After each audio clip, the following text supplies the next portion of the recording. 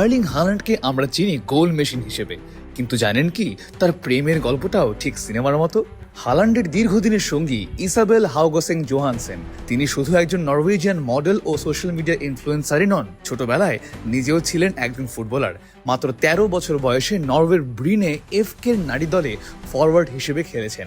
মজার বিষয় হলো এই একই ক্লাব থেকেই ফুটবল যাত্রা শুরু করেছিলেন হাল্যান্ডও। দুজনের পরিচয় ছিল ছোটবেলা থেকেই, তবে বন্ধুত্ব প্রেমে রূপ নেয় অনেক পরে। ২০২১ সালে হাল্যান্ড যখন ব্রুশিয়া ডর্টমুন্ডে যোগ দেন, তখন ইসাবেলি প্রথম তাকে মেসেজ পাঠান। হাল্যান্ড নিজেই এক সাক্ষাৎকারে হেসে বলেন, সেই আমাকে মেসেজ করেছিল, আমি তাকে খুঁজিনি, বরং সেই আমাকে খুঁজে নিয়েছিল।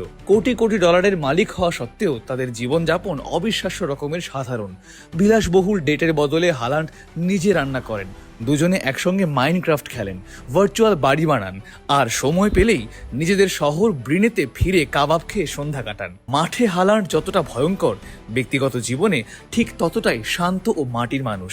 আর সেই কারণেই তাদের ভালোবাসার গল্প আজ লাখো ভক্তের কাছে অনুপ্রেরণার এক সুন্দর উদাহরণ।